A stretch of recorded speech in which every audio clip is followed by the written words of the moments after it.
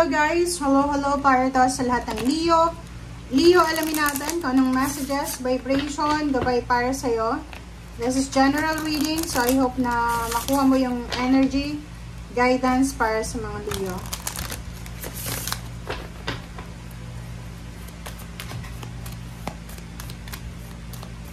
Okay, Leo. Launching your journey. I am an intrepid traveler sailing forth into the universe. Wow. Wow, Leo. Leo, nakikita ko sa'yo dito na meron kang, habang nanonood ka sa ngayon, or maybe a few weeks ago, last April, starting April 4, nakikita ko sa'yo dito na marami kang plano. Okay, Leo? Posibleng nagpaplano ka ng travel, naghahanda ka ng mga papeles, documents na kakailanganin mo. May plano kang mag-travel around the world, may plano kang mag-travel long distance, may plano kang lumipat ng tirahan, may plano kang lumipat ng trabaho, ng career. Nakikita ko sa'yo dito na naghahanda ka. Pwedeng pinaghahandaan mo yung plane ticket, naghahanda ka ng papeles for visa, or pwedeng naghahanda ka ng mga kakailangan like money or maleta kung you're traveling for leisure. Wow! Comment down below, Leo. Sa mga Leo dito, nakikita ko, ang plano nyo is pumunta ng disyerto, Middle East. Ang pinaka-prospect mo dito, Leo, is Dubai, Abu Dhabi, Kuwait, Bahrain, saan ba? Kasi ano to disyerto, Saudi Arabia. So, nakikita ko, ang Leo na to, ay pinag-aaralan niya kung ano yung pwede niyang magawa. Okay? Para mas mabilis siya na makapunta sa Middle East. Okay? Or sa disyerto. Para magtrabaho siguro or para magliwaliw. So, yan yung prospect mo ngayon. Naghahanda ka, pinaghahandaan mo yung pagta-travel mo papuntang ibang bansa. And yung ibang bansa na yan, literal na papunta ng Middle East.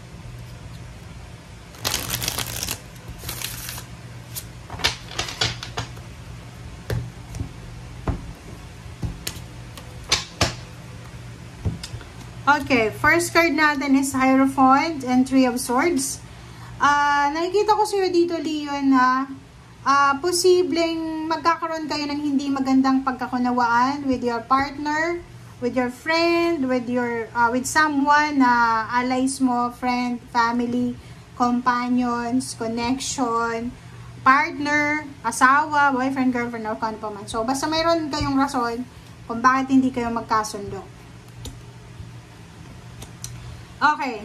Leo, congratulations sa'yo. Congratulations sa mga Leong ito kasi may good karma na posibleng darating sa'yo. Unang-una, justice is all about contract, offer, job offer, contract signing, new job, new career, new source of income, new source of financial source, financial help. Ang ganda na ito, oh.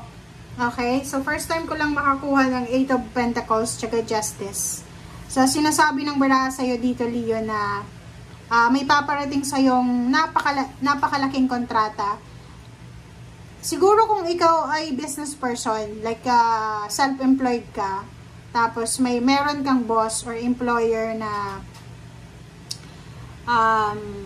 hinihingi yung assistance mo. So, yung talino mo, yung health mo ay babayaran niya. 'Di ba? Yung wisdom mo, yung kaalaman mo.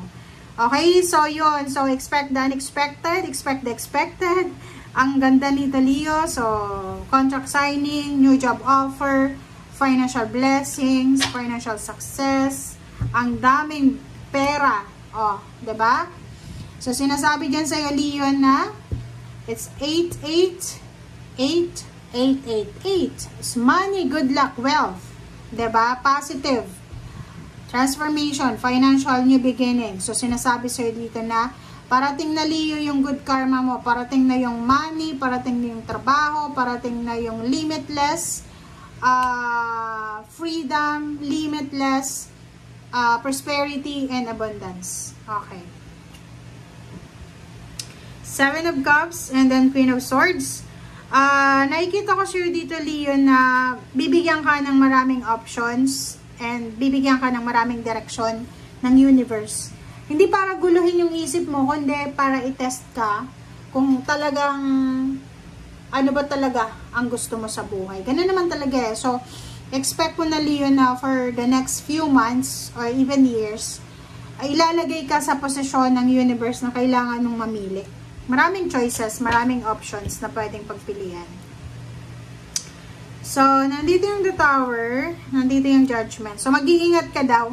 Mag-iingat ka, Leo, sa pagpipili. Mag-iingat ka. Huwag kang mini-mini mo, mini-mini mo ba tawag doon sa pagpili. Kailangan pag-aralan, bigyan ng oras, huwag magpadalos-dalos sa pagpipili. Kasi, pwede kang maka-experience ng failure dahil lang sa decision making mo. So, kung magde-desisyon tayo, huwag tayong magdesisyon ng galit, ng inis tayo, ng excited, ng masaya, malungkot, in love, kakahiwalay lang. Basta magdesisyon tayo after natin na makapagpahinga, matulog, after kumain, yung talagang refresh and replenish yung energy mo. Okay?